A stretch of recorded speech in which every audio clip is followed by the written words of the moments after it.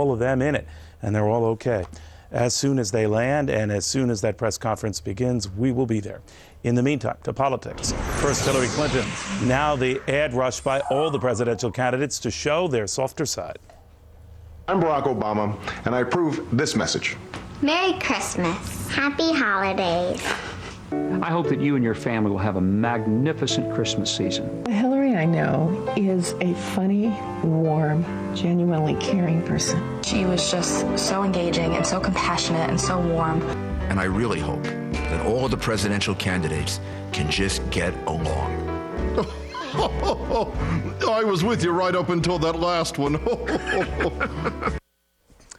Well, a warm and fuzzy side, even a funny side. Either you have it, though, or you don't. So do these ads do anything to convince people? With us now, GOP presidential candidate and Texas congressman. He joins us now from Manchester, New Hampshire. And to the best of my knowledge, the congressman has not run one warm and fuzzy ad. Congressman, what do you think of this? What do I think of what, Neil? I don't quite get it. So I can't see you doing these type of ads. Do you think they're a waste of time?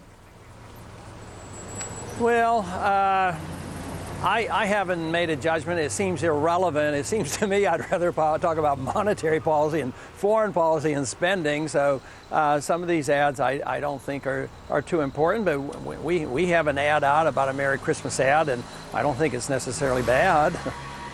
All right. Well, because a lot of the people who know you very well, Congressman, say actually you're very funny, and then you're a very warm guy yourself. Now, most people exposed to you on the campaign trail know that you're the guy with the libertarian views and tough positions on taxes and Iraq.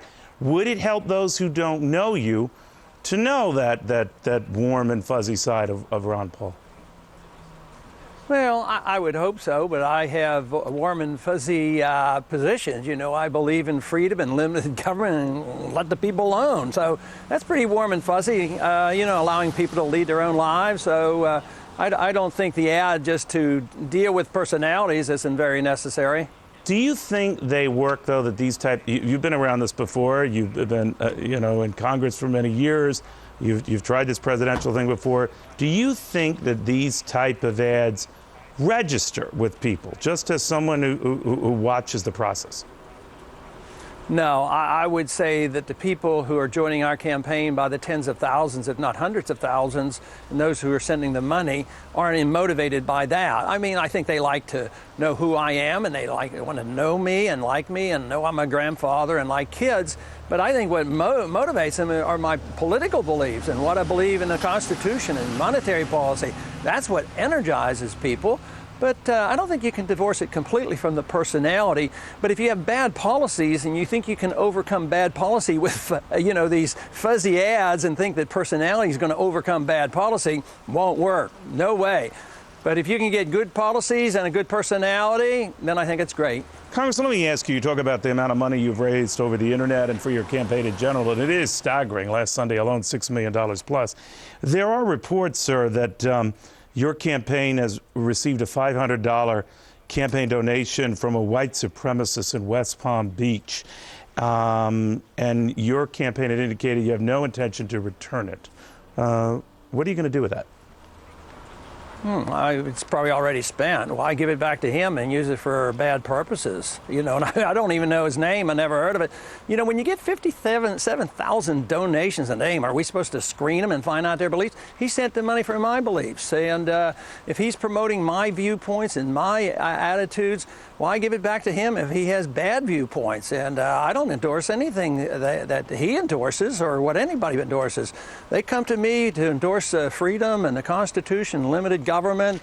So I see no purpose for me to start screening everybody that sends me money. I mean, it's impossible to do it. It's a ridiculous idea that I'm supposed to screen these people. All right. So, Congressman, when you find out that it's this Don Black who made the donation and he ran a site called Stormfront, White Pride Worldwide, now that you know it, now that you're familiar, after the fact, you still would not return it?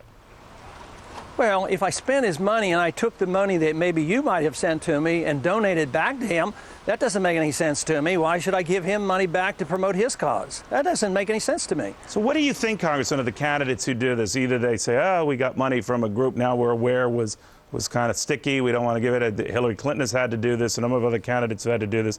Do you think that just is a bad practice?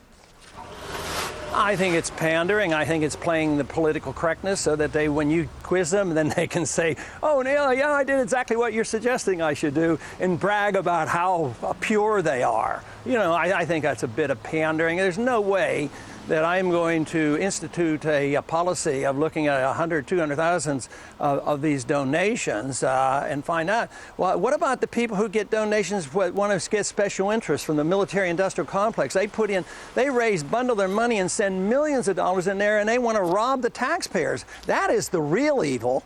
I mean, it is the evil that buys influence in government, and this is, to me, the corruption that should be corrected, not to pick out one of my donors out of 100,000 donors and say, Ron Paul isn't doing the right thing because he hasn't sent the money back. I mean, I think you're missing the whole boat, because it's the immorality of government. It's a special interest in government. It's fighting illegal wars and financing and taxing the people, destroying the people through inflation and undermining this prosperity of the country. Now, there is a moral problem that we should be dealing with, and that should be the responsibility of government. That's what I stand for. And if people send me money and I spend it for that purpose, I feel good about it. All right, Congressman. And to be fair, your campaign has raised well over $10 million in just a little more than a week. Kind of hard to keep track of contributions as little as $500. Thank you very much. People believe in our message. All right, thank you. Very good seeing you.